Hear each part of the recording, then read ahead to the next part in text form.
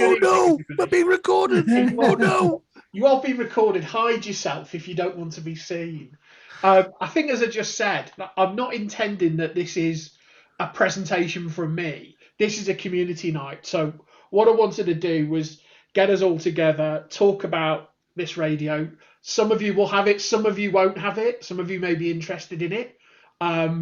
It's an opportunity to run through it. So I've got some things I'll kind of talk through if nobody asks, but we'll go through the basics and we'll go from there. I'm gonna say don't say code plugs early because we'll lose an hour in code plugs. So let's do kind of the basics of the radio, then we'll come to the code plug because as soon as I flash the thing up, that'll be it for an hour. So what I was going to do really was show you the radio and talk you through kind of what I think the basic features are. I'll show you how I've set mine up, which may not be how you've set yours up. Yeah, and as Francis says, if anyone is watching has questions and they don't feel like they can shout out, do stick them in chat. We'll be reading it. But if you do want to stop and add your experience, please do, because this is for all of us. So my radio at the moment, I've got set up with my local hotspot, which is downstairs. I've got a couple of local repeaters, one of which I can sort of hit at the moment. I've got a bunch of 2 meter, and with a bit of luck, by my Welsh brethren will pipe up at some point and we can hear it to 2 meter performance. And I've got some 70 Sms repeaters on there as well. And I've got a few spot frequencies programmed in around APRS. I've got APRS set up on this, both analog, real APRS, and digital beaconing, shall we call it, because it's not really APRS. And I've got it set up working through Brandmeister. And I know one of the Chris's was asking earlier about doing that, so I can show you that. We can look at the messaging functionality as well. I know Robin's managed to make the SMS gateway work and the email gateway work. I haven't quite got that far. So Robin might want to talk about that a little bit. I've done a little bit of scanning with it, so you can set up scan lists and have the radio kind of chunter through, and I'll show you a bit of that. And I've also done some hotkey stuff. So I've programmed my APRS, for instance, to run off the top hotkey PF3, so I can kind of manually send a beacon, but we'll talk through a bit of that as well. Yeah, so before we start, anybody got any burning questions or observations or anything they kind of want to cover as well that we can add to the list? And there'll be a deafening silence. In that case, then we'll crack on. Bluetooth. Yes, we can do Bluetooth. Yeah. Somewhere I've got the PTT. So yeah, the radio also supports Bluetooth speaker. So I've managed to connect it to my car, which works really well because it uses the mic and the speaker. You can use other Bluetooth speakers. So I've connected it to some of my Bluetooth speakers that I've got, but I have a Sony one, it won't connect to it. I can't figure out why. And there's a Bluetooth PTT. So if you set it up in the car or you want to leave the radio in your backpack, you can kind of run it remotely. So we'll look at Bluetooth as well. Cool. So basic operation of the radio. I'll switch to Big Clive cam at this point. So radio itself, 2 knobs, volume knob, and it also happens to be the on-off knob, but I won't turn it off right now. A bit plasticky, if I'm honest, build quality. Yeah. And then you've got kind of the main spinny knob that effectively, in this case, there you go, we've got a channel there. In this case, sets up to scroll through the channels in a zone, and I've got it on the second VFO, and we'll talk a bit about zones. And again, you can switch with, I've defaulted P1 to be my switch between A and B, and then you can go into VFO mode, and you can then use the twisty knob to do your VFO, but you can also do direct frequency entry, which works reasonably well, but you do have to put an inordinate amount of zeros in to get it to work. You have to put 5 zeros in, and I don't know why that is. Is that its heritage is something else? But you can do that, which is quite handy. And again, you can do a lot of the channel programming directly on the radio itself. So some radios, you've got to go to the code plug, but almost any channel in here, you can edit. So if I take one of my, let's take AA is definitely not hittable. So if I got GB3AA selected, I can go into the menu system. And again, if you've not seen the menu system on this, it's not kind of like the ICOM Yaesu, 1 to 1,000 flat menu. They're kind of hierarchical, so everything kind of sits in a little folder, for want of a better term, and the folders are contextual. So if you're on an analog channel, you'll get certain settings. If you're on a digital channel, you'll get others. So because I'm on an analog channel, I'll get book. But if I go back and go onto the other band, go to the menu, I'll get talk groups. So the menus are contextual. And one of the things I've found is I'm looking for a menu option and I'm in the wrong mode. I'm on the VFO or I'm in digital and I should be an analog. So the menu structure does change contextually based on what you're on. So let's go back to an analog channel. Let's go to the menu. I'm going to go down to settings. There's a bunch of radio settings we'll look at, but you can change the channel. So you can actually create a new channel from scratch on here. You can change the channel type. So this is clearly set as analog.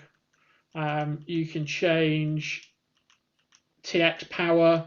So this thing has 4 settings. It has low, which is about a watt, which is what I set my hotspot to. Medium, high, which I can just about hit GB7 FI with. And then there's turbo, which I think is fantastic. But I think that's only 6 watts. High's 5, turbo 6, I think.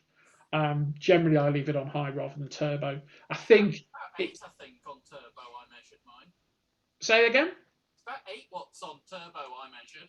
Oh, is it 8? Because it's disproportionate on the battery life. When I've had it on turbo, it eats battery. Yes, it does. Yeah, it may be a little bit lower on 77s. I know on 2 meters, I measured it and it was just under 8, 7 and a bit. I got out of it.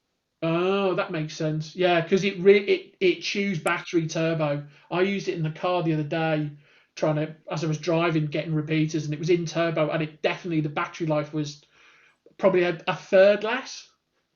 So that makes sense if it's coming out at 8 watts. So yeah, you can change power settings. You can even configure the offset. So you can put, if you're going to put a repeater in, you can set the offset. You can put bandwidth, which unnecessary because it always should be narrow, but you can set them to wide. You can reverse it. You can put your RX and TX frequencies in. You can set the name. I think you can set, there you go, APRS receive. So you can set whether you hear incoming APRS. When we talk about APRS, we'll talk about why it's really annoying. But you can turn that off.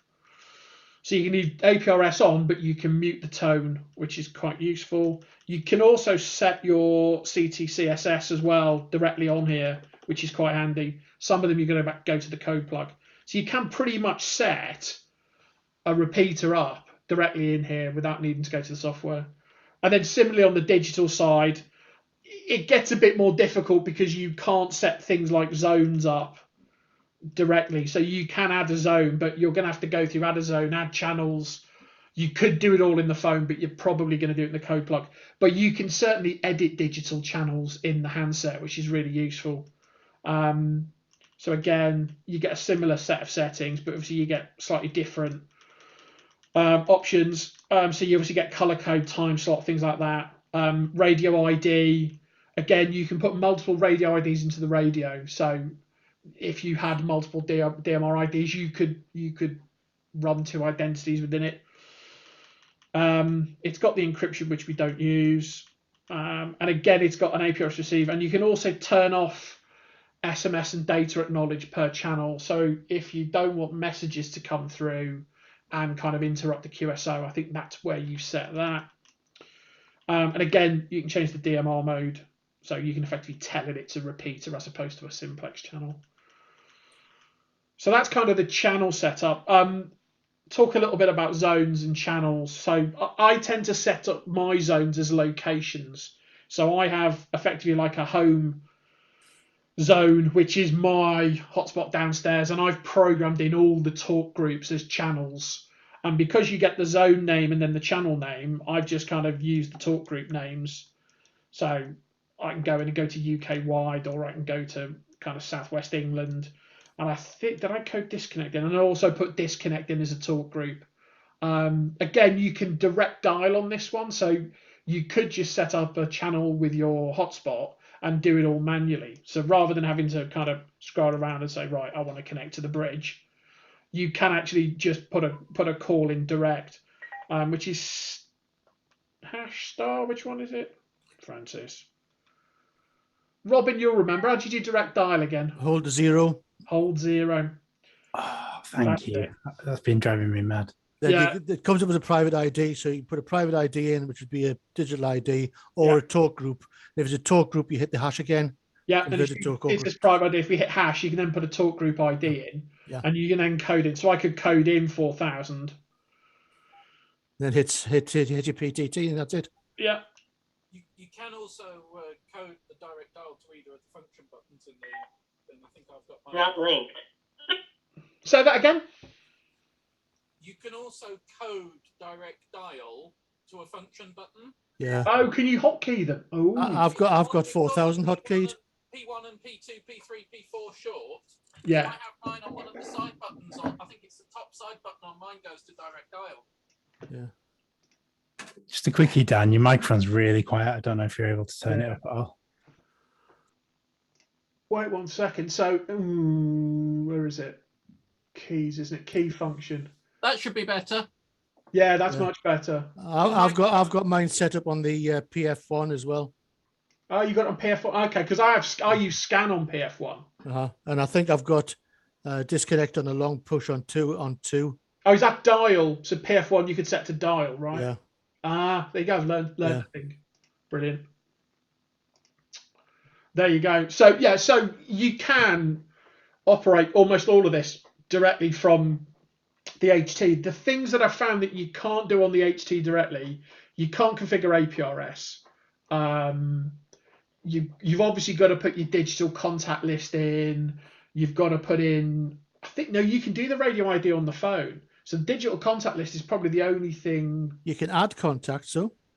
Yeah, I suppose you could manually type in, Yeah, and then save it as a contact. Yeah. I've got Simon as a contact on mine saved. That would be painful. I've got you set as there's like a favourites feature, isn't there? Yeah, the favourites makes the buzzer go. Yeah. So back to my zones. I have my local stuff set as a zone, and I have that on low power because obviously it's just downstairs. If I go through, I've then got a couple of local repeaters. So GB7FI, local to me. I have the local talk group, the Parrot, which is the talkback capability, HubNet, and I think I've got the bridge on it. And I've also put disconnect, but I haven't put everything else in. I just direct dial them if I'm out and about. I also tend Is disconnect any use on a repeater anymore? Because none of the repeaters I use support disconnect. Some of them do, some of them don't. So my one, because lots of people connected to HubNet, does take disconnect. Okay, mine is just if nobody's PTT'd on it for 15 minutes. Yeah, so I think it's down to the repeater operator. Some of them time out, don't they? But A lot of them aren't I was on. used to, and then when Brandmeister said that you can't have it anymore, they all got rid of it. Oh, this is Phoenix. So GB7FI's Phoenix. It's not Brandmeister. Yeah, because when Brandmeister got rid of all the reflectors, they got rid of the disconnect command at the same time. Ah, well, there you go. Works on a hotspot, doesn't work on a repeater. Yeah, because I don't have any Brandmeister hotspots around here. They're all Phoenix. I'm the opposite. I have one Phoenix and about 20 Brandmeister I can hit. And I don't have any. So my other zones, there's so GB7FI has a twin called GB7BD. They're basically on 2 hills of the Mendips. So everywhere around here, you can see one or the other. And I just BD set up exactly like FI. I then have a bunch of 2 meter ones. So I've got one for the M4 corridor with all the repeaters when I go down to my brother's.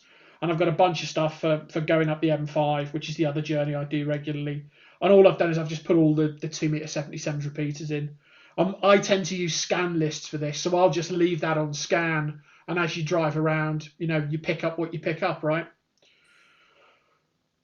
I'll show you scan while I'm here. So you can configure this in the code plug, but there's a feature called scan. You can set up what's called a scan list. I've set up one called local, and that's just all my local channels. And basically, you can go in and add any channel to the scan list. So you select your scan list. Confusingly, select is the second bottom option. Talk me through that UI. So you have to select it. Once it's selected, you can then effectively say scan on, and then it'll just sit and merrily scan. Really useful if you're on a journey. You just set a load of repeaters. Oh, there you go. Someone on WB.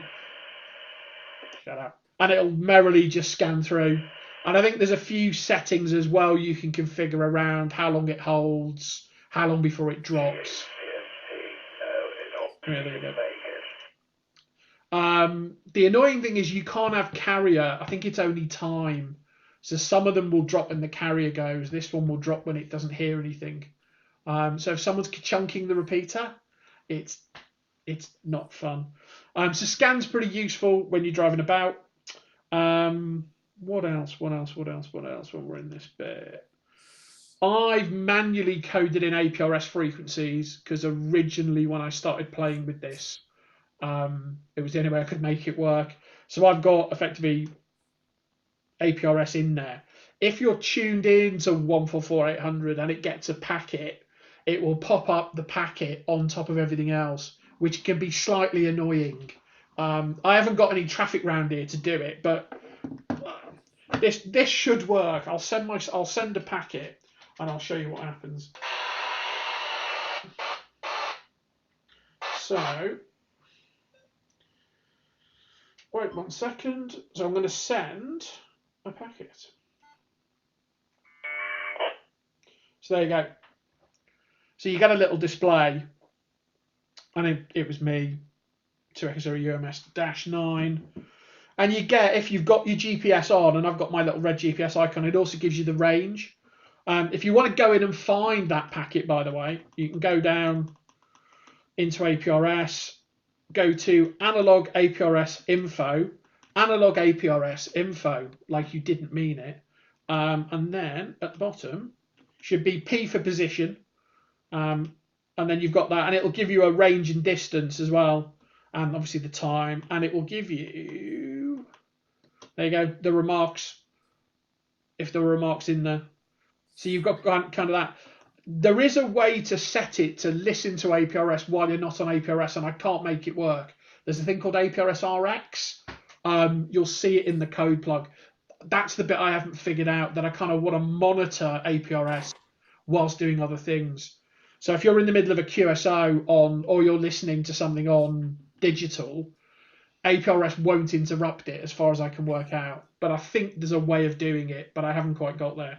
So at the moment, question, if I can, Simon. So that's also, I actually didn't realize. I thought they were just beaconing boxes. I didn't realize that they actually also received packets. The early models are beaconing.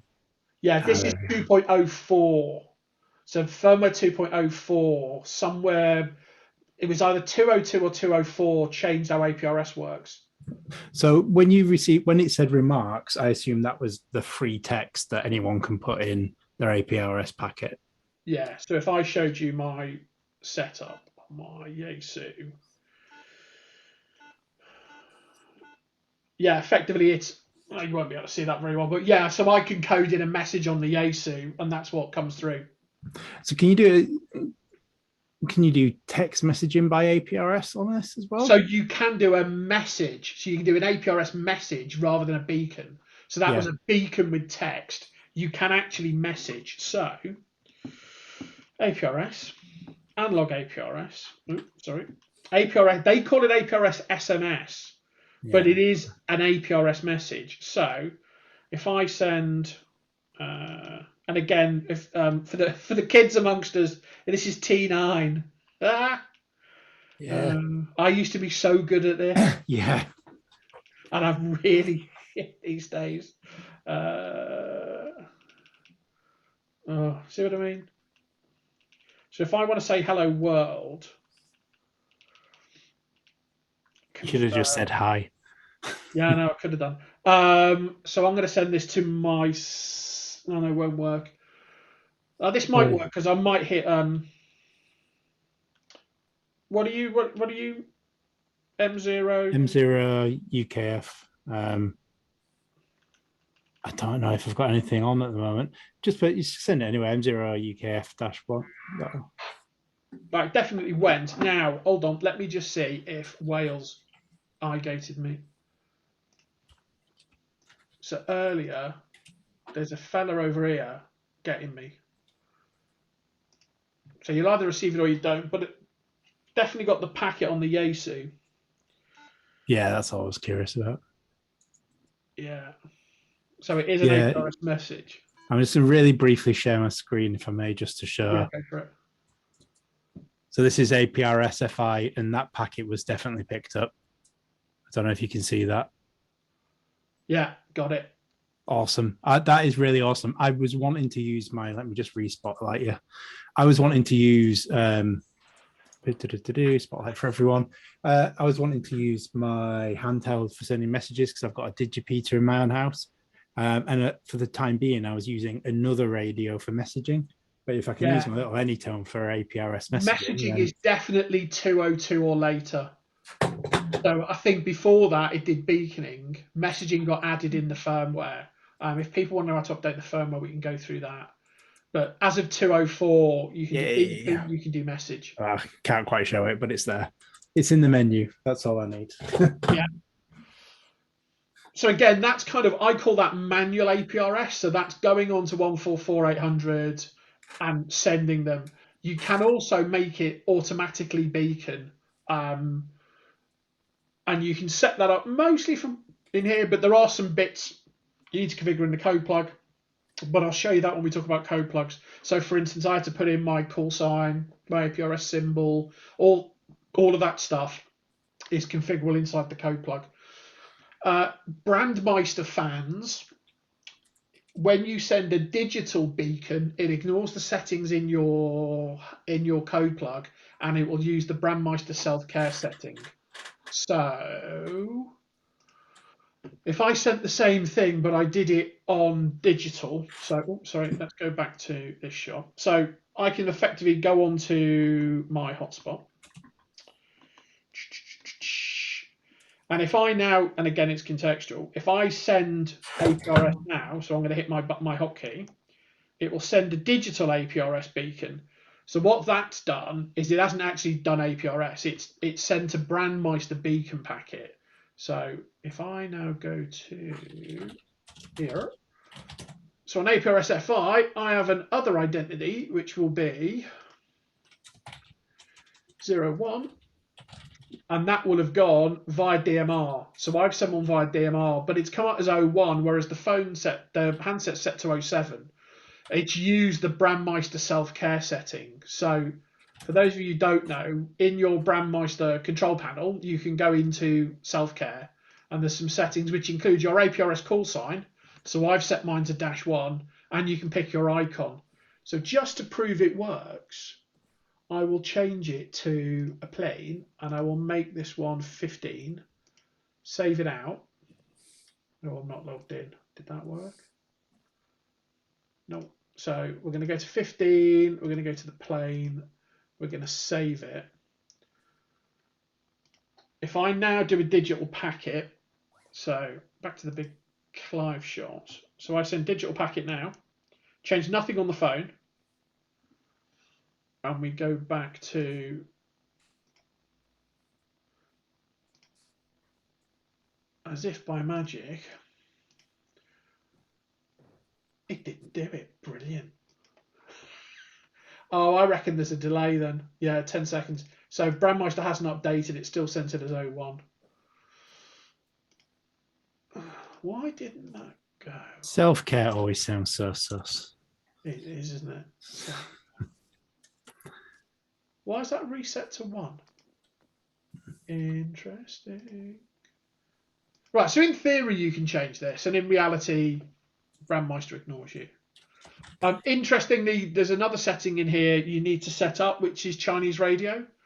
So in Brand, there's a bunch of options. To make APRS work, or digital beaconing, it needs to be set to Chinese radio, not any of the other settings. And did we ever get to the bottom, Robin, of the text capture piece? No, we didn't. Beyond it, just if you want to repeatedly send messages to people and annoy them, turn this button on here. What's supposed to happen, and I don't think it Anytone supported is effectively when your phone's not connected, it will store on Brandmeister messages, and when it sees you again, it will forward them on to you. But I think there's a problem in the firmware that it doesn't acknowledge, so it never tells Brandmeister to stop sending. So eventually what you do is you have to go back and turn that off and apologise to Robin for sending him 14 text messages. Yeah, Brandmaster says that you're supposed to be able to log into your inbox and select, it'll tell you how many messages you've got, a number of them, and you can send that number, it'll send that message to you. But I haven't seen that work on the Anytone. Oh, there you go. 15 worked then. Maybe this is working.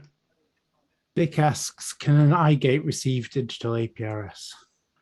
No, because it never actually goes over. Hang on. So if I send one to FI, so let's try it. So if I do, so instead of sending it to my hotspot, I'm going to send it to GB3 FI, which lives over here somewhere. Let's see if FI will catch it. So, big Clive shot. So what we're going to do, we're going to change the zone. We're going to go to GB7 FI. And if I do APRS now, I'll send a digital APRS, hopefully with enough grunt. And this may. It should work.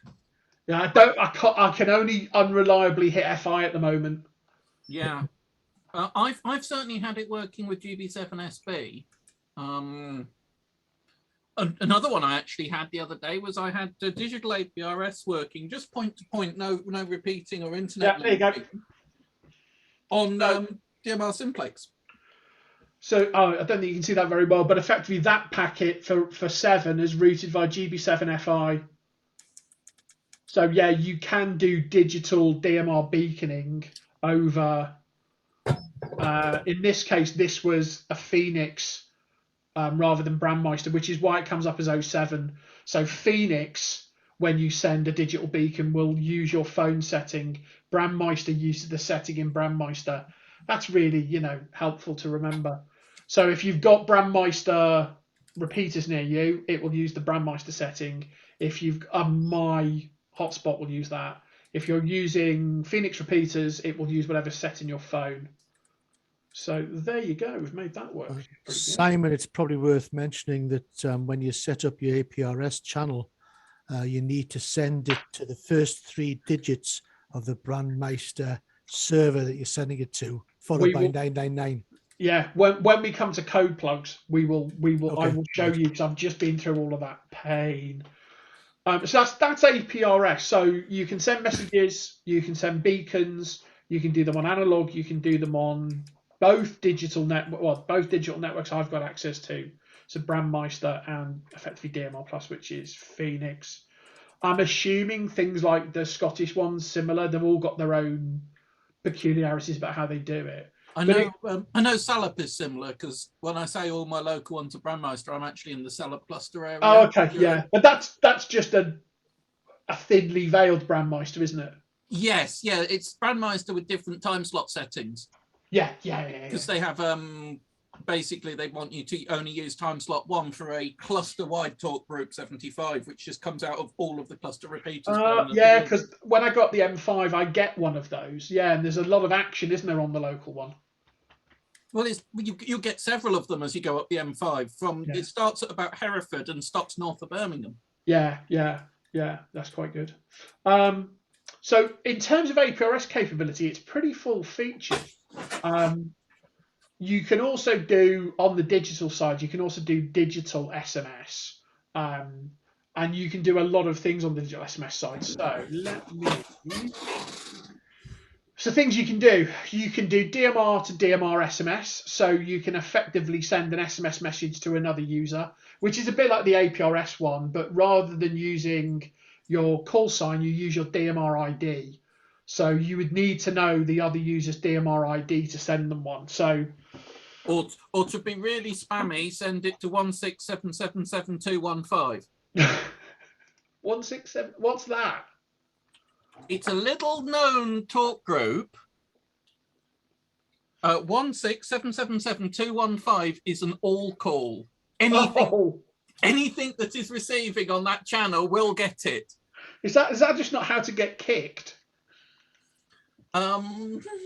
It's mainly designed for business radio. Yeah, because this is all using that business radio functionality, isn't it? Yeah, it's designed for that. It's part of the DMR standard. If you send to that, if you've got a business site with its own repeater, yeah, and you've got like your cleaners on one talk group, security on a different talk group, and so on. If you send to that talk group, everybody's radio opens up regardless. Regardless of which talk group they're listening to. With great power comes great responsibility, right? Yes. So there's a subtle difference in sending digital messages to analog messages. So do you remember I said everything's contextual? So I'm on digital, I'm on GB7FI. If I go into the menu and I went to APRS, I don't have a digital APRS SMS. So I've got digital APRS info, but I don't have SMS. It actually is the native SMS functionality. So there's a menu called SMS, and that's effectively like APRS messaging. And again, you can go in, create a new message. I can probably show you one. So yeah, and it's much more of a text message like interface. But you can do some interesting stuff. So you can send DMR SMSs and get weather reports. You can send DMR SMS. There's a SOTA gateway. So if you're doing SOTA, you can effectively activate over DMR. You need to register for that if you look on the SOTA reflector.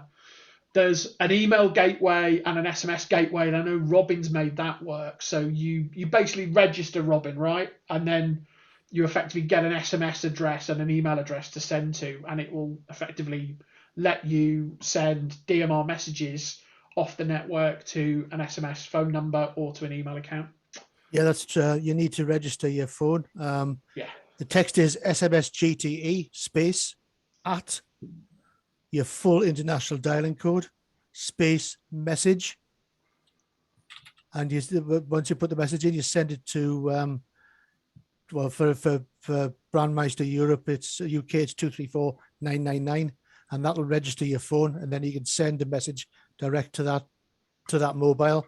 Once the message is received, the mobile will record that, and the number will be recorded there. It's not published elsewhere, so you can then send an SM message to any digital ID from your handset, from your mobile phone handset, which is pretty handy. I just haven't set that up at this point. Yeah, and so is that sending text messages from your phone to a DMR radio? Yes. Yeah. Aye. And reverse as well? Yep. Yeah, works both ways. It's very handy if you're hiking somewhere and you can get to a digital repeater, but you're out of phone coverage.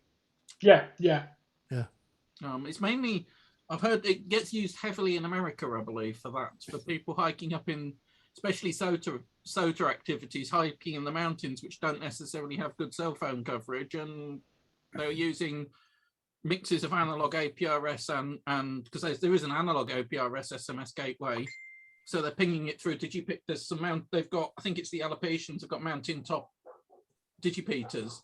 Oh wow. Yeah, a lot of the fire observation platforms in the States have got some form of repeater on them. Yeah. And we did have a Discord bot that Francis built that you could send APRS messages to, but it got abused. That was an experiment that we overly abused. So he'll be back. So actually, this handset is pretty full featured when it comes to APRS. You can pretty much do everything on it, and it's really good. So, Simon, just a question. So, like, how does that work? What network? Like, that just blow my mind. Like, what network does it come to your phone?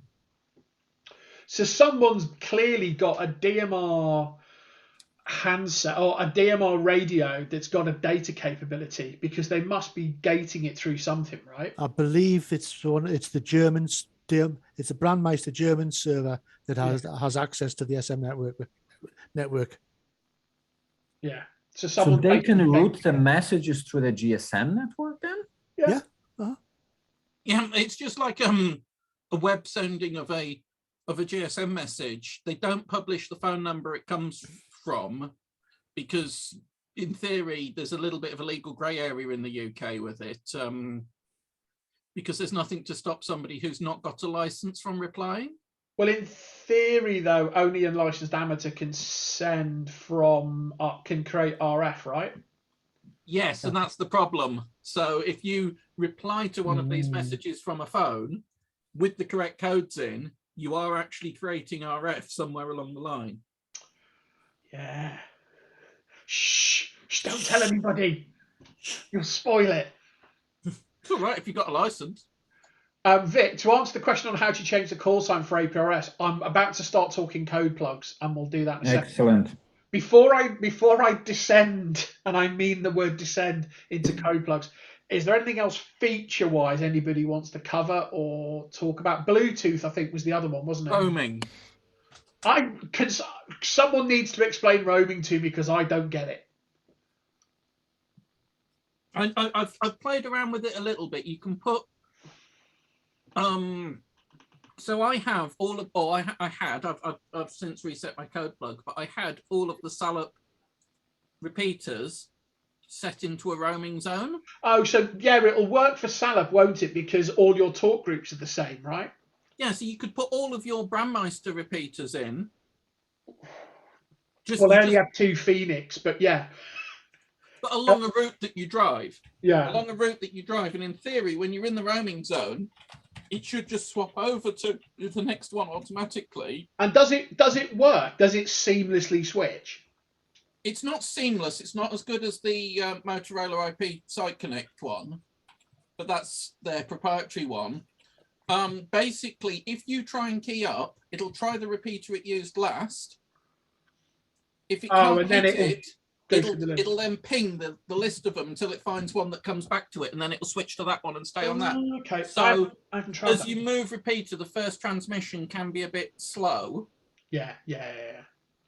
But as long as you've got the DMR access tone set properly, you can just hold the PTT in until you hear the beep. I was going to say, do you get, because I can't hit BD, because when I try and hit BD, I get that flashing red. It's effectively, but what would happen is it would eventually connect, right? Yeah, but what it would do is it would go roaming, and then it would try, for my example, it would try CC, GD, HC, SB, and it would just keep trying all of them until the first one that connects.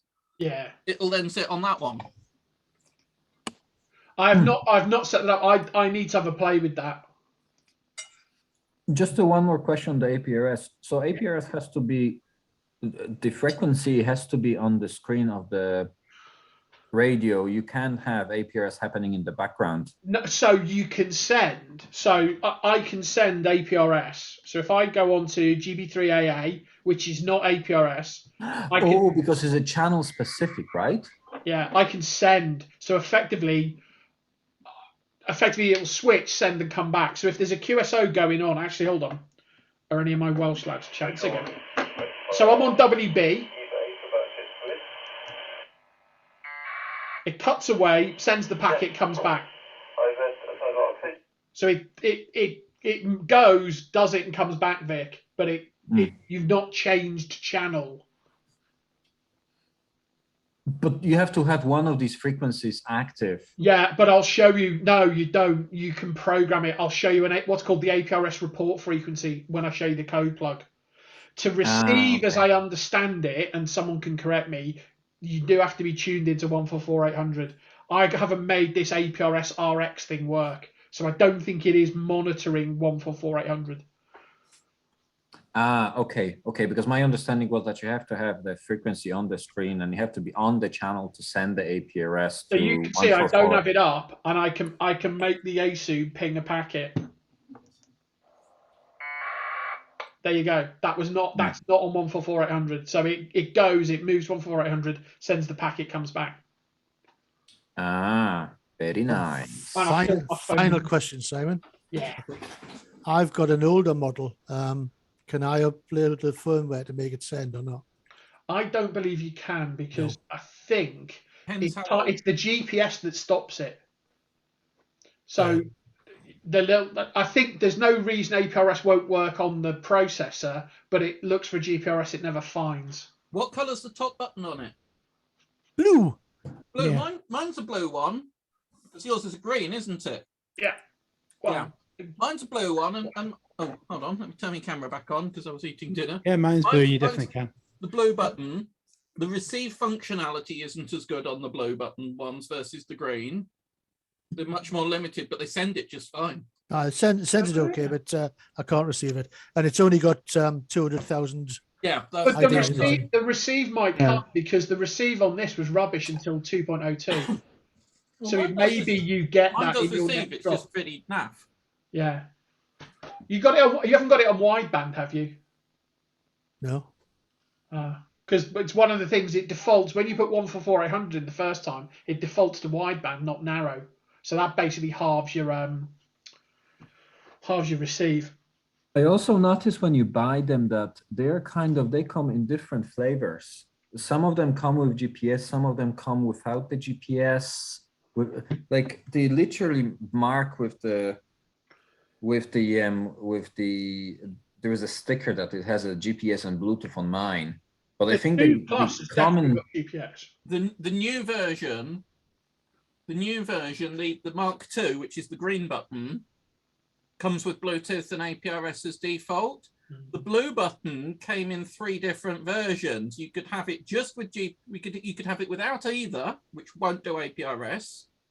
You could have it with just the GPS, which does the APRS, and you could have it with GPS and Bluetooth. It was whether you got the Plus or the Pro or something. Yeah, that's why I'm saying I noticed that they come in different flavors. Yeah, they've stopped doing that, thankfully. Yeah, there's the 878, the 878 Plus, the 878 Plus. I think. Yeah, the 2 is the one you've got. This is the 2 Plus. Yeah. I've So got an maybe 868 and I've got GPRS on my 868 and on GPS, and I am sending APRS messages at the moment. Yeah, I've just checked. The 868 Plus had it. The 868 without the Plus didn't. That's the one with the orange button, isn't it? Yeah, the base 868 doesn't do it at all, does it? Well, I've got an orange button on mine, and it's certainly got GPS and APRS. Yeah, I think that's the 868 Plus then. Yeah, I guess so. Yeah, just a word of caution when you're actually going on the internet buying these lads. Just pay attention to which version you're buying, because I noticed they come in several flavors. Yeah, I've just had a look, and mine is firmware version 1.24 November,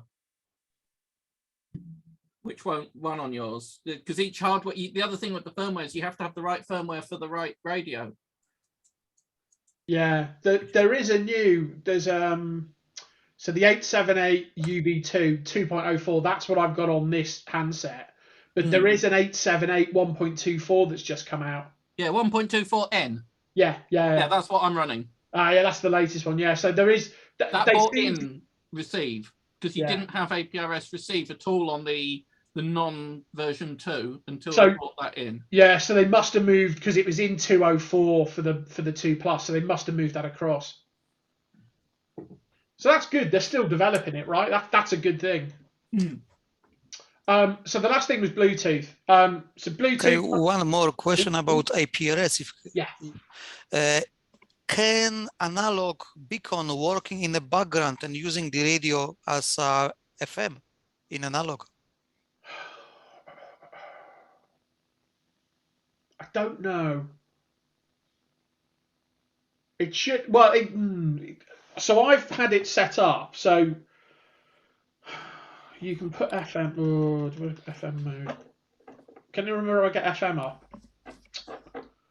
It's on a soft key, isn't it? Change the zone.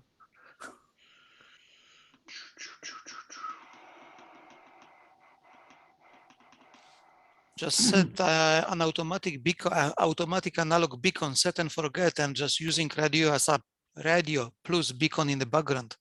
Yeah, I'm going to show you that in the code plug in a minute, the automatic beaconing. Okay. So yeah, what I've done, I think I just said, what I've done so far is manual APRS. You can beacon as well automatically, and I'll show you that. Just because it's easier to show you the code plug end, and then I'll show you how you change it. That's what I use when I'm on SOTA. I don't necessarily spot through SOTA gateway, but I beacon on APRS with which frequency I'm working on SOTA. The fact that I'm on a SOTA hill. Well, if you use the walker icon and you're near a SOTA, it will automatically spot you, I think. Okay, so you have to use the walker, do you? Yeah, if you've got the, I don't think there's one up at the moment. Hold on. So if you go to APRS FI, Yeah. if I go near, so my local one is Dundry, which is here. So I'm here. If I go within about a mile of here and I use the walker icon, it makes Dundry appear as a SOTA with a red cross, and it spots you. That's very handy. So somebody's basically sucking the fire hose of APRS FI and doing it. I won't see it at the moment because nobody's up there, but you can tell someone's going up because the cross appears. Hmm. So if you're sad enough to have APRS FI sat in the background, you can tell when someone's up your local SOTA hill. Or you've got a SOTA hill with a digipeater on it.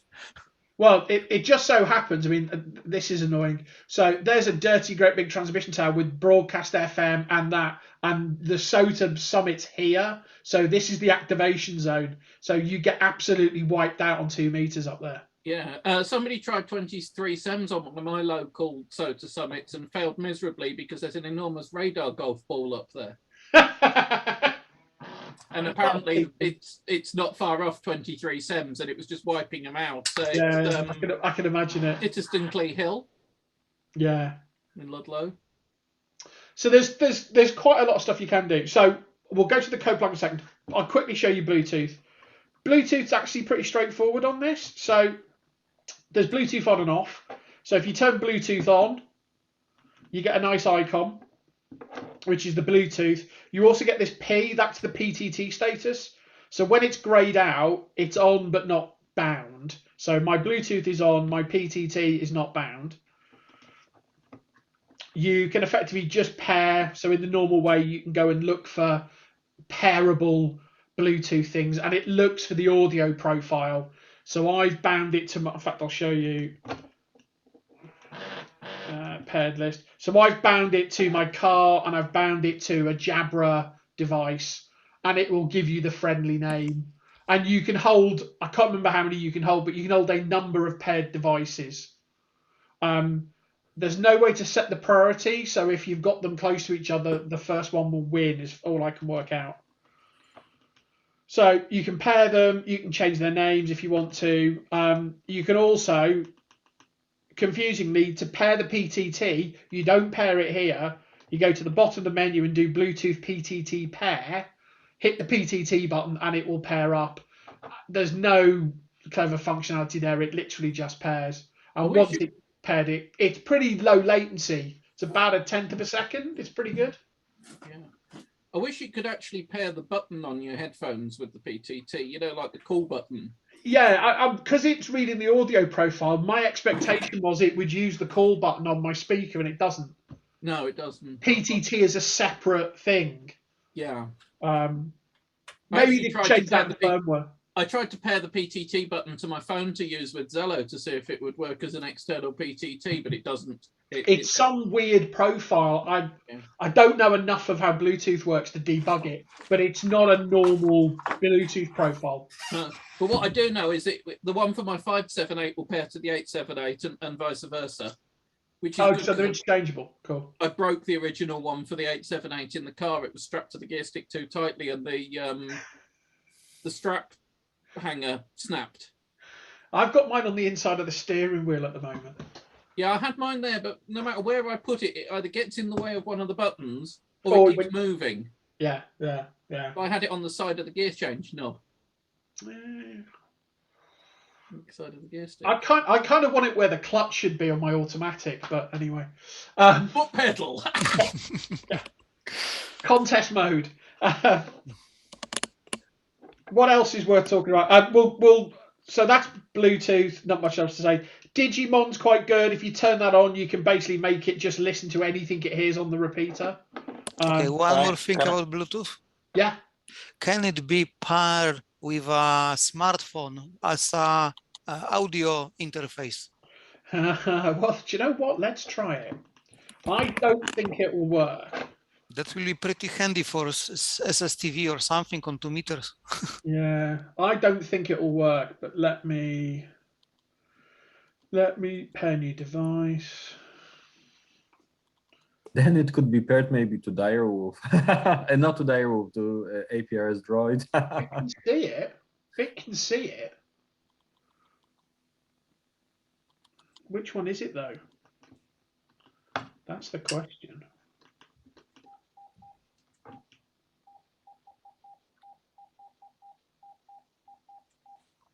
If you go into Bluetooth names, it says what it is. That's your radio's Bluetooth name. It saw it. Willet pair. Go on. Go on. I don't think it'll do it. It's asking me Bluetooth pairing code. Pair, yes. No, it can see it. It definitely sees it, but it won't pair to it.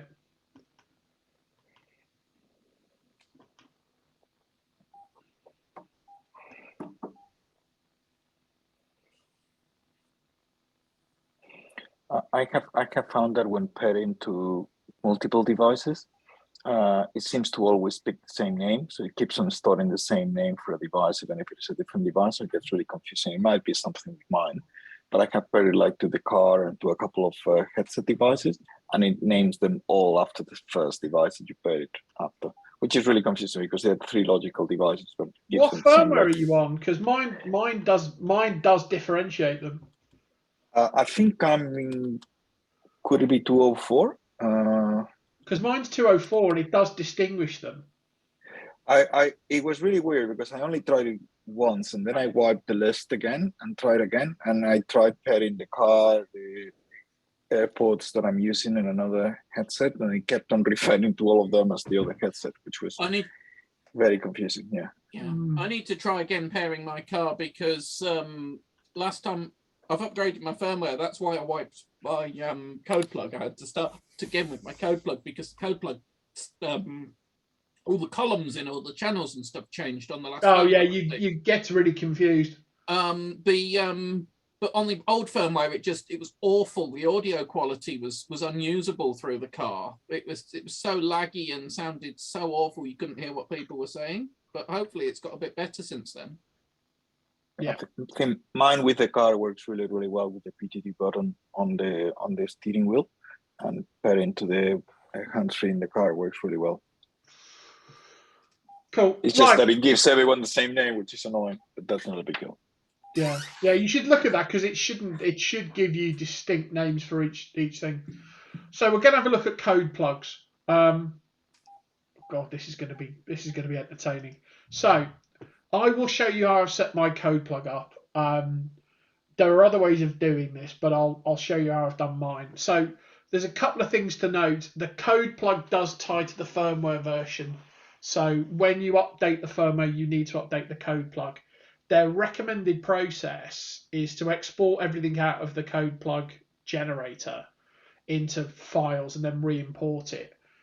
202 to 204, I didn't need to do that. It just worked. But I think that is the recommended process. There's a couple of things when you start up you've got to do. One is you need to go into Tools Options and turn on APRS. So the first thing is, well, APRS doesn't work on this.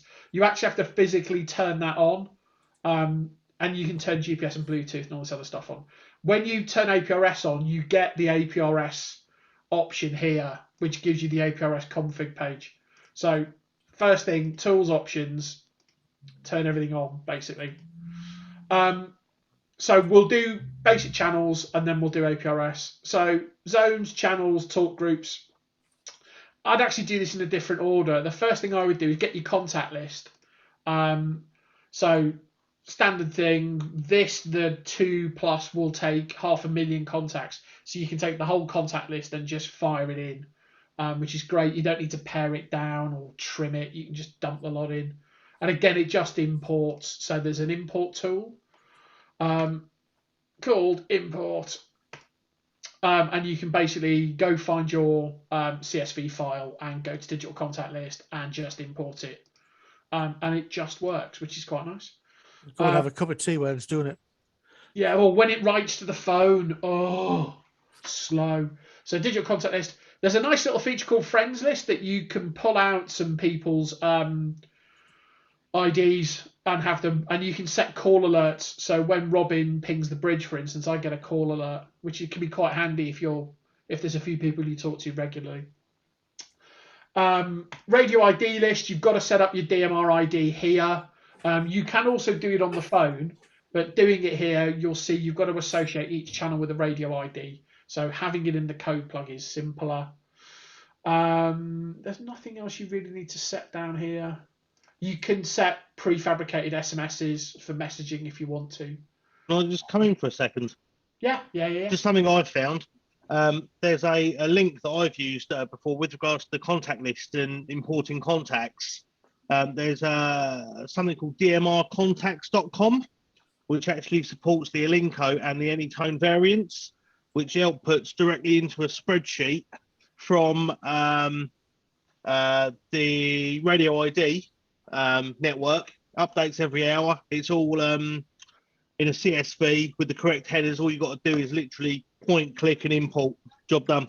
Stick it in the wiki if you've got it. I'll stick it in the chat, and you can chuck it wherever you want to. But it's I use it for the Alinco that I've got. I've got an older Anytone as well, but it covers the 868 UV and the 878 UV.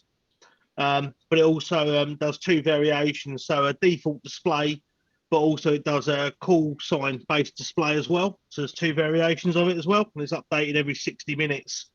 Just a nice little handy tool, and it just works. Yeah, I've used the PyStar stuff as well. That's quite good. Vic's just asked, where do you get the software from? Vic, there's an Anytone download center, anytone.net/download, and that has the latest Anytone software. So for the radio that's just come in the post to you, you'll want this one, 878 UV2 version 2.04. Inside of it is a zip file that has the CPS, the firmware, Uncle Tom Cobley and all. Just chuck the link in the chat there for anyone that wants it or whatever. Thanks, mate. Cheers, Chris. So Vic, that's the place to go for the software. So back to 2.04. So get your contact list in, get your radio ID set up. You can then put your talk groups in. Again, there's loads of places to get talk group lists from.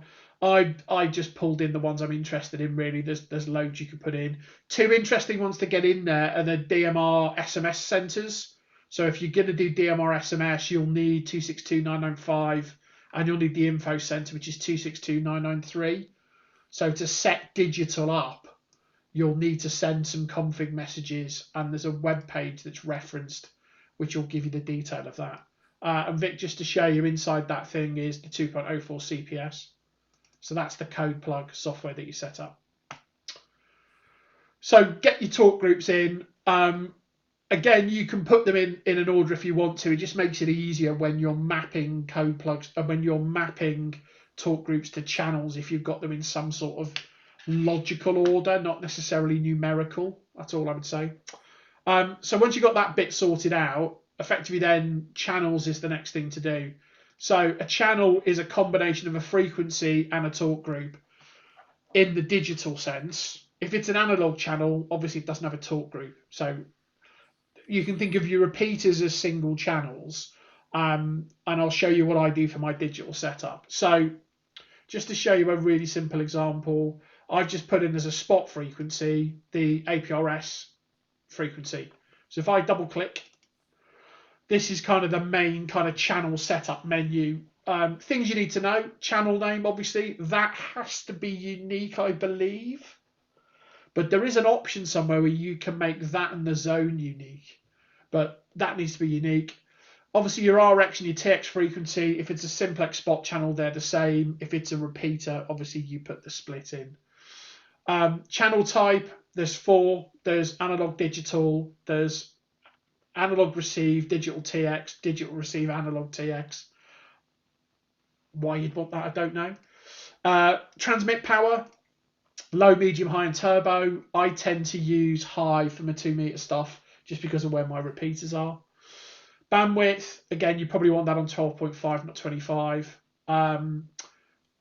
APRS, so if you're doing an analog channel, how does it know when I push the APRS button what to do? It knows it from this thing called APRS report type.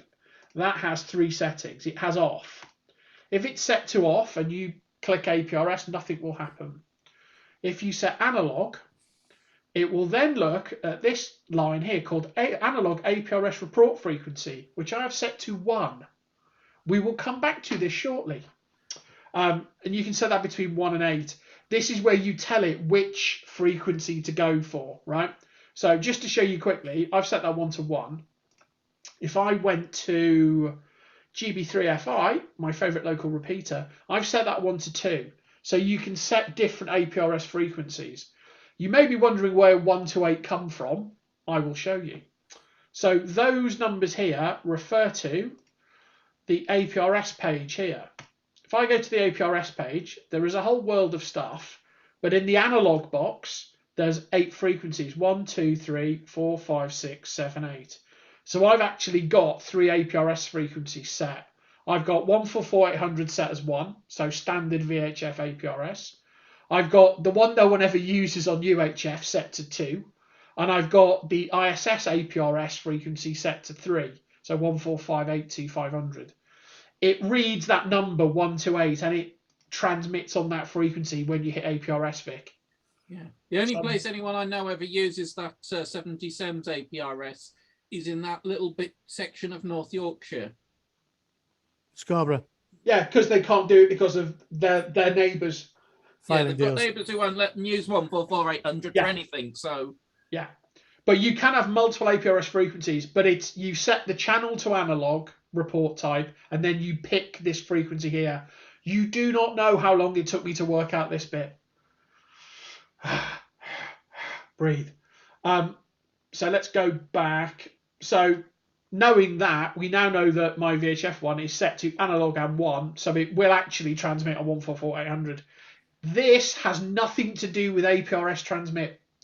This is only APRS receive. So if I hadn't set that and I hit the APRS transmit button, nothing happens. That is incredibly frustrating. You can also make APRS work on the PTT. So originally, before I understood I could hotkey it, you can make it, when you PTT on 14800, you can make it beacon. So you can blip it if you want to. I have mine set to end of transmission, so when I let go, it then beacons. I think that's probably the better way, because if you do it on start and you hold it, my assumption is it doesn't cut the mic off, but I don't know. Unknown. So that's an analog channel. Other things on analog, you can obviously set your CT CSS, but that doesn't work on that channel. We'll want to. Simon, just question that menu. You said so those 2 frequencies that are in that window there, they have nothing to do with send. They have only to do with the receive. Only RX. That is only for APRS purposes. That's RX only. I can't see very well, but they are 2 What does it say? What's the description? The top one. That's one. They're both set to 144-800. I know, but what's the heading of the? Oh, that's receive frequency. That's transmit frequency. But that transmit frequency is that's your normal sequential. one. That's not for your APRS though. That's for your channel normally. It's yeah, that's what I mean. So I originally thought you programmed in APRS by using this. It's not. The APRS channel is set here. Yeah. So there's a subtle distinction. So if I just look on another one. So if I looked at so let's go to analog repeater or something. Those transmit and receives would be the frequency of the repeater. Yeah. So if I go to GB3FI, that's set to transmit and receive on the repeater, in fact on 70 SEMS. But I could, if I want to, make it do 144-800 when I hit APRS send. So you have to set that up for every channel you'd want to beacon from, which is irritating and annoying. I can't find a bulk way to do it because it's not exposed here. So I don't believe. Well, I suppose you could probably import it, right? Yeah. What you do is you export your channel. Yeah. Into a comma separated list, and then put them all in one. In Excel. Yeah. To be honest, I don't even set my channels with the code plug tool because it's so clunky. I export one, so I've got the format, and then I just fill down. Yeah. Yeah. Because 90% of the blooming fields are the same on every channel. Quick recap, Simon. If your APRS is set to on PTT start, yeah, it sends the APRS and mutes your microphone because you can't transmit on the channel. Oh, that's good. So it locks it out. That's good. Locks you out, yeah. Yeah, it means your PTT is really slow to respond. So I always prefer it on PTT end. Yeah. Although if the person you're speaking to is a bit hot on the reply, then you lose the first part of their transmission. So it's all right when you're on a repeater and they're waiting for a slow K-tone. Just set it 1 minute and then just leave it. Yeah. 1 minute repeats and then just leave it, because if you've Can't got the believe those- PTT pressed, it waits until you're finished. Yeah. So I'll just Can't make believe this it a little didn't. bit bigger so you can see it. So to set up an analog repeater, put in your channel name, put in your receive and transmit split. So this is a 7.6 split. Set to analog, set your transmit power, set your narrowband, set your APRS if you want to. You also need to set your CTSS. So in CTSS encode, you can set CTSS and then you can pick your tone as you see fit. There is this button called Aprs Rx. I haven't got my head around what this does yet, but because I thought this let you receive APRS when you weren't connected, but I don't think it does. If anybody knows what that really does, I'd be delighted to hear. It works on digital channels. If somebody is beaconing digital APRS, or I think it works with analog as well, on the channel rather than on 1444800.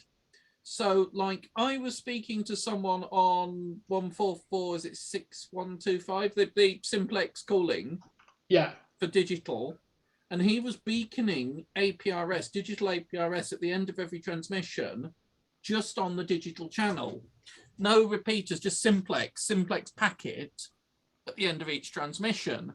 If I tick that APRS receive, then I can see like how far away he is, his heading and his location pop up on my screen whenever he dekeys on the channel I'm actually speaking on. So it's the range. Okay. Yeah. One downside of that, though, is for some reason, and it's a known firmware bug, that if you're receiving APRS, it blocks the messaging functionality. It doesn't work. Yeah, it does one or t'other, not both. It does say that. Hold on. If I just get this back to the same size again, it does say here it will not be able to receive SMS ranging or alarms. So is it the APRS Rx tick box at the top right that lets you receive messages? Yeah, No, but you want that this, untick to receive SMSs. yeah, that's on digital. That explains, Robin, why when you try and send me messages, it sometimes fails. Yeah, I get it. Yeah. Oh, Yeah. that makes more sense. Yeah. Chris, Dan, thank you. That's really good. It was only because I was speaking to was it Mike 1DAZ, M1DAZ or something like that recently on DMR Simplex. Yeah. And he loves playing with DMR Simplex on 2 meters, and he explained that to me. Oh, that's really good, because I did wonder how that worked. He's in Coventry, but I had a really good QSO with him, actually. And he says what he does is when he's on the Simplex channel, rather than voice calling CQ, he actually sends a digital SMS with CQ in it to the all call, and then anyone who's monitoring the digital calling channel gets a pop-up on their screen with this call sign of the CQ. Oh, that's quite cool. That is really cool. Yeah. I'm going to try that. Cool. Yeah. So sorry, I'm being really stupid here. I'm trying to follow you doing this on my own code plug at the same time. So I've got an APRS channel that's 144.800 on both receive and transmit. And I've also gone into analog APRS reporting frequency and set that to 144.800. Yeah. I've just tried sending myself a message from another station, and my handheld doesn't pick anything up. So is it the APRS effect? Are you tuned into 144.800 on receive? Yeah. So you should. Did you not hear it? Yeah. It could just be that I'm on. Which version of the radio have you got? 1.26. So I'm on. That might be it. It might be too old. Because the earlier ones only received digital APRS. The earlier APRS ones, they didn't receive analog. Okay, so that might be why. Analog. Yeah, mine was semi-early, relatively early. Yeah. So it looks like I'm going to have to continue to have multiple APRS stations. Well, my 578 that handles all my APRS at home. If you can, anything that we've said here on the 878 is also applicable to the latest 578, other than there's a few extra features on the 578 and the power's a bit higher. Just a bit higher, it's 50 watts. So that's kind of an analog repeater.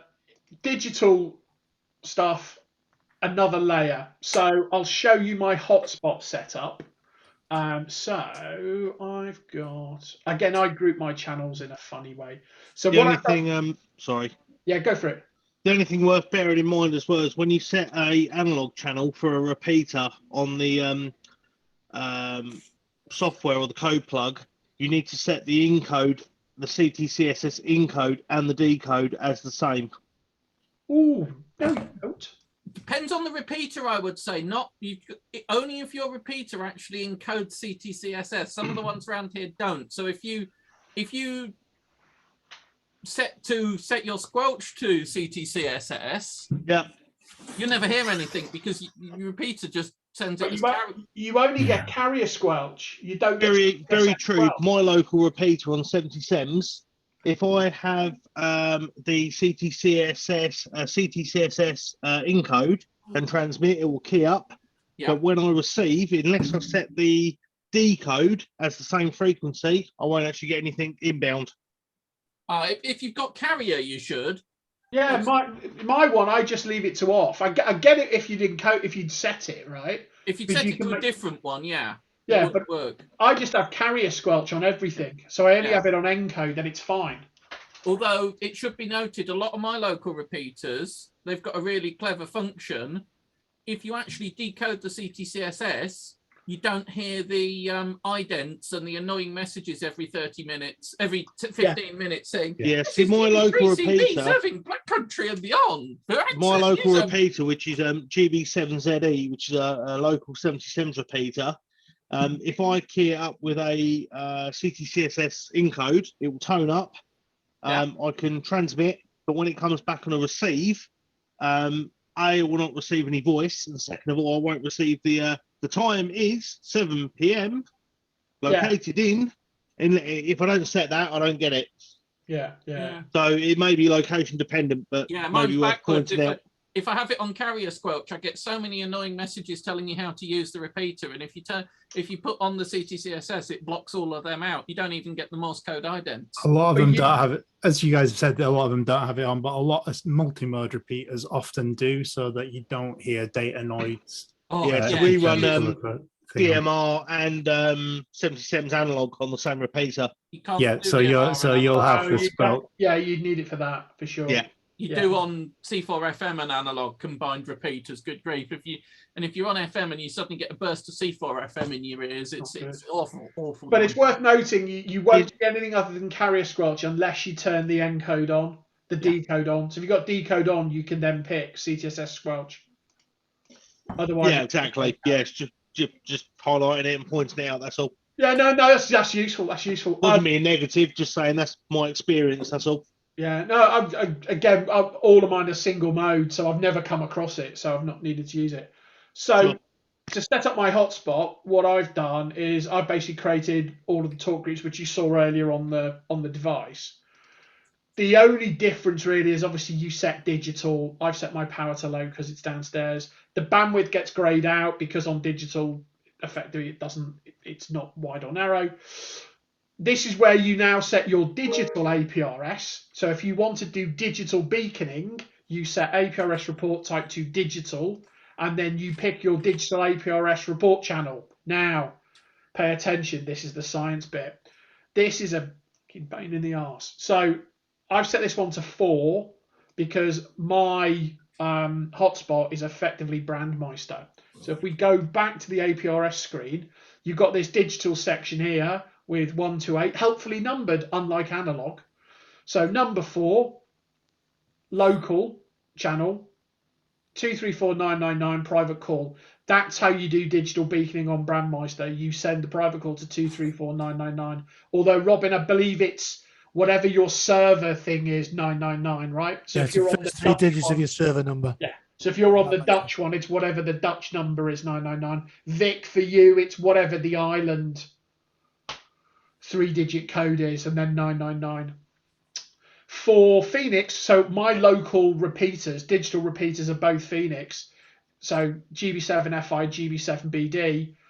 5057 private call is where you do your digital beaconing. So again, check your network as to what the process is. Brandmeister is different from Phoenix, which is effectively DMR plus. Other like Salop, I assume, follows Brandmeister down. It does, yes. Yeah. So this is where you set it, and again, you've got up to 8 slots there. Does that make sense, Vic? Yeah, sure. I will probably catch up with it next year. Yeah. But once you've got the analog thing sorted, the digital one makes more sense. So that's the only subtlety in there. We'll come back to the rest of the APRS screen in a minute. So APRS report frequency set. Obviously no CTSS needed. Here on the digital side, you basically pick your contact, so that's your talk group. So this one just happens to be the parrot. So I go in and I pick my parrot talk group that I've coded in below. And hopefully they end up in this really weird order. Why this UI is like this is beyond me. Just put it in a list, lads. Again, you pick your radio ID, you pick your color code, you pick your time slot. That's pretty much all you need to do. There is some stuff around SMS confirmation that I don't think works. No, that doesn't work. It doesn't. Yeah, that's the one. I don't think that's enabled at the moment. And that's all you really need to do. And then you just repeat that for all your talk groups if you want to code them in as separate kind of channels. But I think, as we said earlier, what I do for my local repeaters, like GB7FI, is I just code in effectively local, parrot, and disconnect, and OARC and HubNet, and then the rest I'll dial in manually. So I will now show you the rest of the APRS setup. So APRS. So we've seen the digital bit, we've seen the analog bit. The rest of it are these sections here. So we talked about manual beaconing against automatic beaconing. So it does have the capability to auto TX APRS, and you can set it to 30 seconds up to about 5 minutes, I think. No, 7650. I would caution against in the code plug having it set on, because as soon as it gets a GPS lock, it will beacon every 30 seconds, which if you've just plugged your programming cable in is not good. So I would leave programming software advises you to make sure APRS is switched off before. So I would have this set to off in the code plug, and then on the device, you can really easily turn it on, because if you go into APRS, analog APRS, actually not even analog APRS. So when you're in the APRS menu, if you go to the bottom and go to interval set, you can set it there so it'll default to off. And when you set it to 30 seconds, that will then make it auto beacon. So I set it to off in the code plug, and then I turn it on in here when I want to auto beacon. Your mileage may vary. Yeah. Don't set it to 30 seconds. You'll upset a lot of people. Set it to 5 minutes, unless you're doing something. Yeah. Again, if you don't have GPS locked, you can set what's called a fixed beacon. So if you turn fixed beacon on, you can put a lat long in, and it will, when you beacon, report that location. So again, you can set that on the handset as well. So again, inside the APRS settings, you can go to upload beacon, and is GPRS or fixed, and that's effectively that toggle. So when GPRS is set, it will only send a packet when GPRS is enabled. On fixed, it will send that fixed beacon every time you hit TX. So that can be useful if you want to test it. And you'll know you've got a GPRS lock because that goes red. When it's grey, you haven't got a GPS lock. So that's fixed beacons. And then the rest of this is then your kind of setup. So the only thing really to know, 2 call changes per radio. Apparently it's APAT81 for this radio, but you can put whatever you want. So you can make it think it's a Yaesu. Put your call sign in there and put your SSID in there. To note, Brandmeister will not respect that. Brandmeister will do what's on the self-care page. Phoenix will take that, and Analog APRS will take that. You can also then change your APRS symbols. So, you can change all the icons. There's a nice little lookup table on APRS Direct, which tells you what to put in to get whatever you want out. Digipeater path, this is worth paying attention to. Do not put a comma between wide 1.1 and wide 2.1. I don't know why it doesn't work. So it's wide 1.1, nothing, wide 2.1. If you put a comma, it won't work, and you'll go, why doesn't it work? It just doesn't. I do not know why that is the case. I assume it's a failure, an error. And that coding means that it could only go to 2 digipeaters. Yeah. Yeah. I mean, you can set whatever you want, but it's got to be that width, because obviously it's effectively a call sign, but no separator. They do seem to chuck out some random garbage in the packets as well. It must just be a firmware thing. I'm sure. Oh yeah, because it puts like a weird accented E in front of this bit. So this field, you're sending text, it always puts a weird E in front of the text. So when you send a beacon, this is the text that comes with the beacon. And the last one is this one here. Set that to narrow. So analog APRS TX, make sure that's on narrow. You can also set your power here. So I can make my APRS turbo. You probably don't need that. It depends. Around where I am, you do. Do you need it? But I usually get away with high round here for that. Yeah. Unfortunately, we have a distinct dearth of digipeaters. Yeah. Well, we've got a few iGates, but very few digipeaters around here. Yeah, we've got a couple of iGates, receive-only iGates, because anyone can run them, and that's it. Yeah. It's ever since Ofcom decided that you need a notice of variation to run a full digipeater. Yeah. If you want to filter out packets in the analog, so I showed you analog APRS info. So when you go into the phone and you go APRS, analog APRS info, by default, there's a thing called the info filter. By default, it'll show you everything. So position packets. What's S? I can't remember what S is, but you can get weather stations. You can filter those packets with the info filter, so you can turn off different types of reports. You can also do that in the code plug, and you do that here, so you can effectively filter out, weather reports if you have a region you don't want weather reports. So that's what that bit of functionality does there. So that's basically the APRS setup. So you set your frequencies and your talk groups, set all your settings here, GPRS stuff set here. That's pretty much it. Any more APRS channel-y, digitally questions? There's no dating APRS channels. Say again, Vic? You remember on the mobile phones at some stage there was this text that wasn't the text, but you could have these codes that were coming in for dating. You remember that? Yeah, like short codes. Yeah. Yeah. I don't believe so. Not yet, anyway. Who knows? You can always send an APRS in your comment field with ASL ? Like it's the 90s. So that was channels. Then the only other thing to show you really is zones. So I tend to think of zones as locations.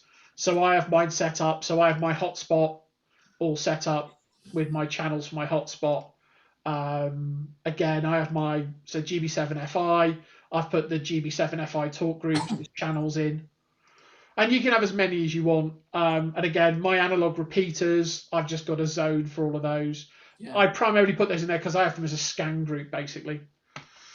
And again, you can put your digital ones in there. You can configure this however you want, and you can have channels in multiple zones if you want to do stuff. Say again? Who was that? I think it was someone's radio. Oh. Oh, and yeah, I definitely can't. I've been looking. I definitely can't receive APRS. There's one model of mine which gets APRS TX but not RX. Damn. Yeah, and mine only receives digital. I've just checked. So where you have in your APRS menu, you have ANA info. I have analog APRS sending. I have digital APRS sending, and I have digital info, which is the receive. But there is no analog info one. Whereas on my 578 that's more recent, I do have it. What's in your tools options? Because there's effectively a bunch of options here to turn that on. Is it? It is ticked. It is ticked. Although I'm not on Windows at the moment, so I can't see it because Unfortunately, as yet, I haven't got the code plug software to work through Wine. Yeah. No, there's a feature that I haven't managed to make work. So there's a thing here called the APRS Information Manager. In theory, I should be able to download all the APRS packets off the device.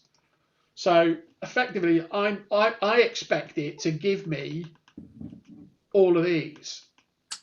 But whenever I try and do it, the programming cable just says it can't find the HT.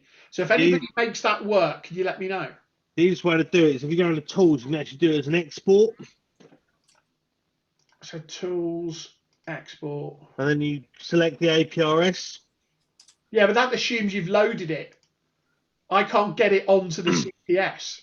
Oh, so what do you want to do? Read it from the radio, basically. Yeah, so there's a thing called tools, APRS Information Manager, download data, but effectively when you plug the handset in, it won't read it. Click on the middle icon in between the thing and select the COM port.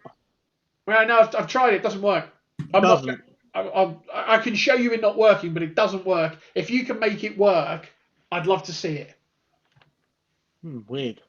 Yeah, someone give it a go and see if you can make it work. Silly question, but also, have you tried the same feature by using Chirp rather than the Anytone software or CPS? I don't think Chirp supports APRS, does it? Yeah, Chirp doesn't support any DMR radio at all. Oh, Chirp supports some radios. Is there a version of Chirp that supports this radio then?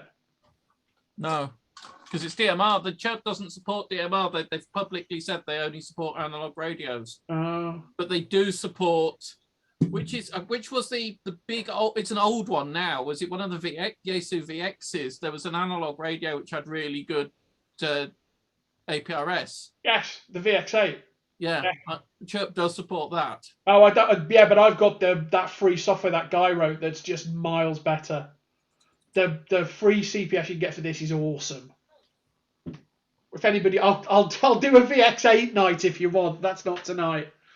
So roaming, Dan, thank you for explaining roaming. I'm assuming you can set all that up here as well, right?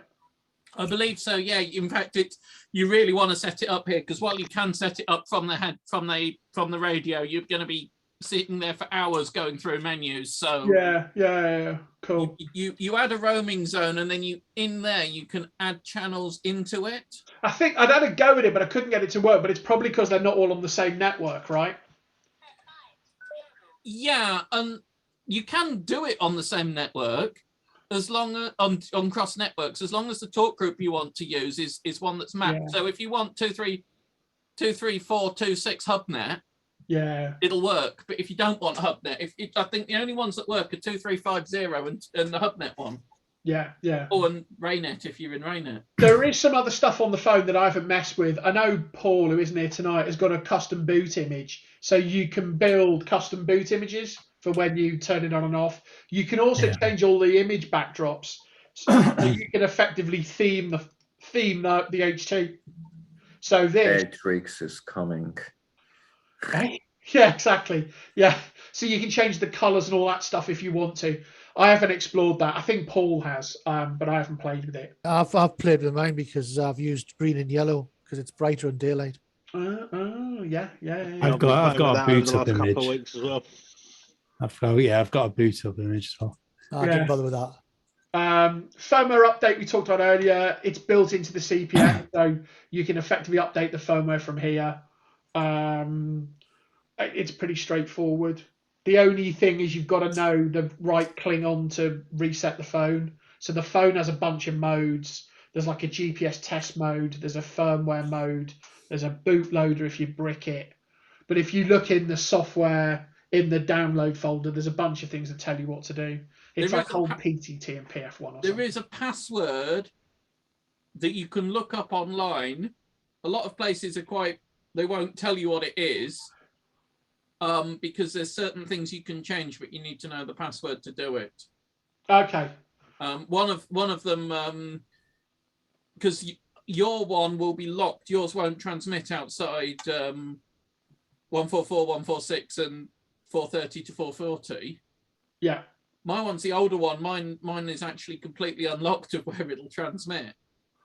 Isn't that there's a thing? Isn't there? There's a mode thing, isn't there, about what mode Yeah. you set Yes, in, but right? your code plug has to be written in the same mode as is hard coded into the radio. Yeah. And or to it doesn't hard code, work. you can change the radio mode, but there is a password. You see, it's Yeah, at the that's it. top. This is mode 3, which gives you that. Yeah, whereas mine's on mode 0, my HT. Yeah, My which is 578's on commercial. mode 3. Which is super wide. Well, the Hmm. password goes in there, I assume, right? Yeah, but you need another tool to actually unlock the radio on the newer ones because they've even hidden it, so you can't even do it through the CPS. Oh, okay. Yeah, I've done There the is a- same thing. I've actually downloaded the custom firmware, flashed it, which effectively widebanded it, so I can actually transmit on airband frequency on 121 40. Please don't. I'm not planning to, but I can.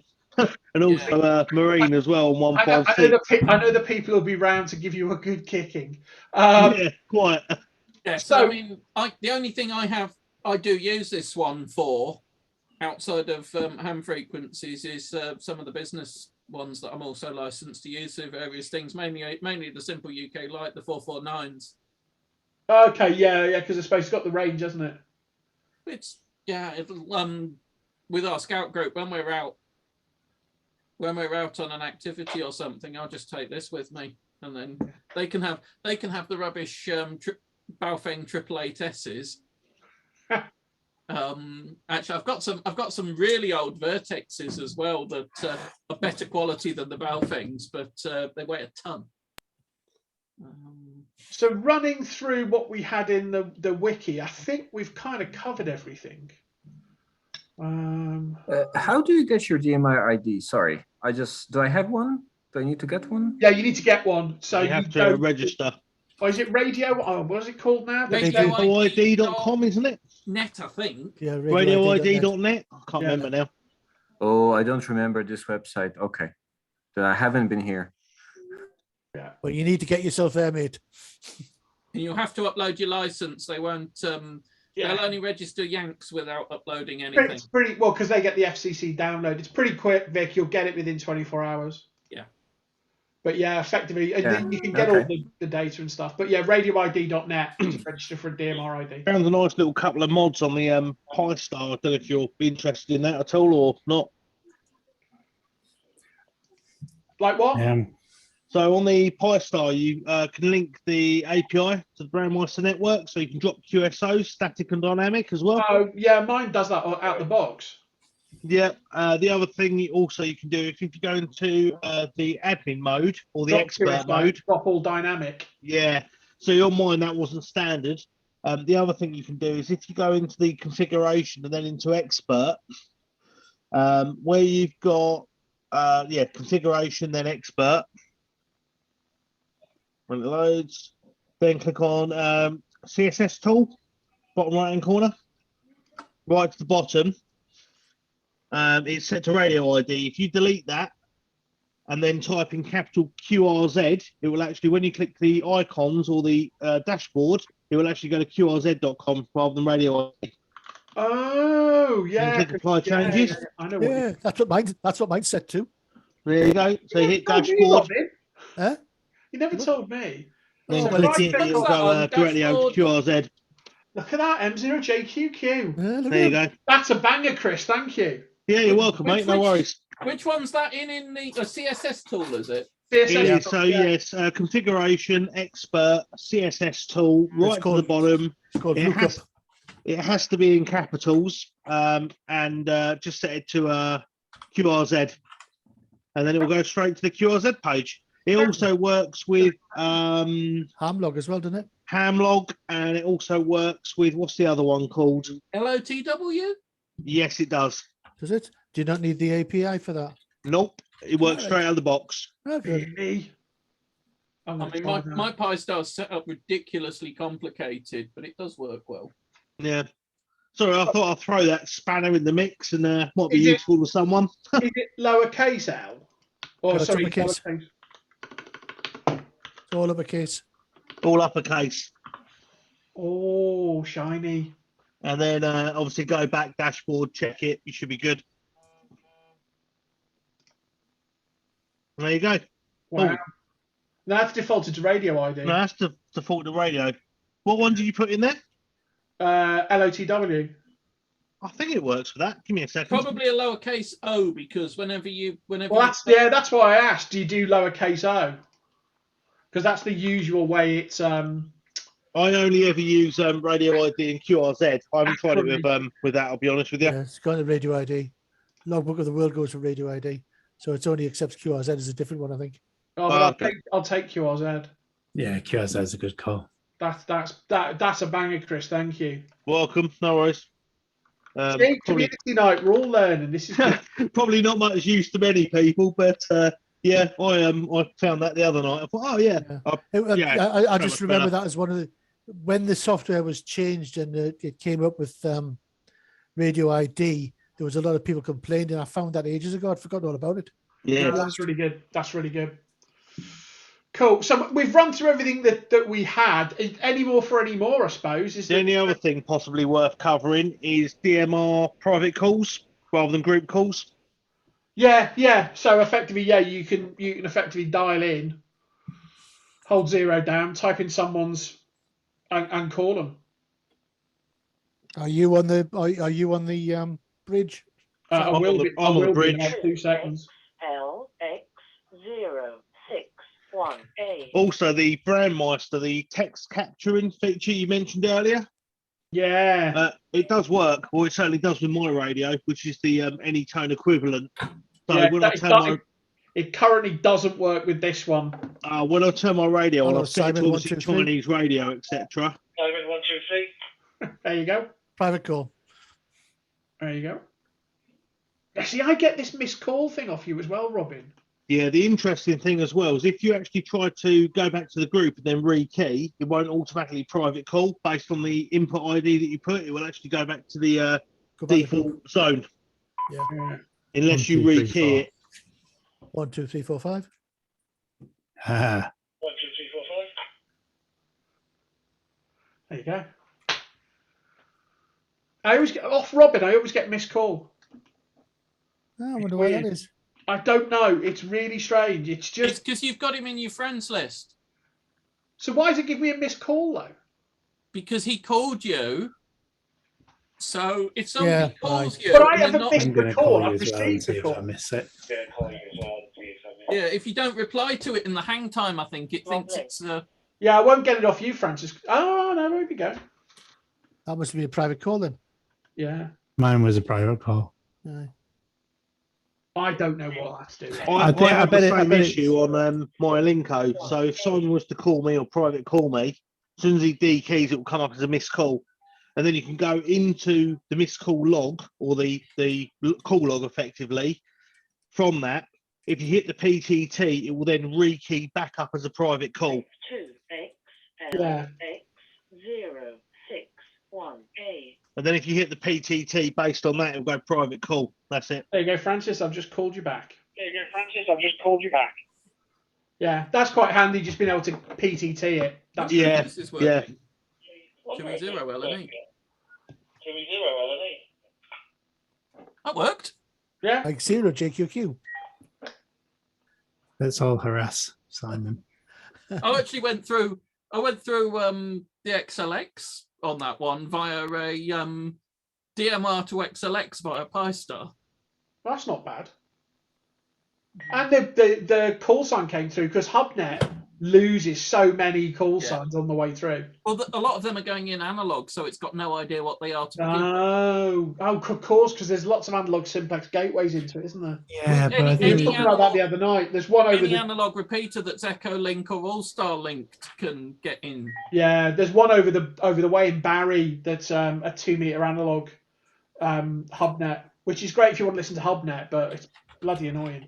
Right. Yeah, there's one up on by Ludlow from me, GB3HN, and that's permanently linked. Yeah. Right, Simon. So if I queue up on the bridge because I'm in your friends list, all you do is you get a beep alarm. Yeah. If I call you as a private call, you get a missed call as well. Yeah, I think so. Yeah. not linked. I don't know why my Pi-Star keeps unlinking from XLX and then relinking constantly. That's a timeout timer. It's the Yeah, what I was going to say, what's your timeout on? Oh. because you can configure those. Cheers, Jonathan. I'm glad that was useful. Yeah, I've got yes, so many. I'm not far Yeah, behind. thank you very much. Really Yeah, useful. so You time is know it? the model. Well, we've Thank you. done an hour and 40, so I was going to say it's been an 60 insanely seconds, that's intense but why. interesting hour and 40, which is kind of I've learned. yeah. Well, I'm glad that's we've recorded it because I think there's a lot of things to look back on in there as well if people are watching this later. It's probably a good idea to wind up the recording anyway. Yeah. Just then we can have a natter and anyone who wants to run off. But just since we're on a recording, thank you very much, Simon. My pleasure. I would do the cheesy round of applause, but it doesn't really work on Zoom. But yeah, thank you. It's very appreciated. It's been really good. And I'll say stop now. I'll change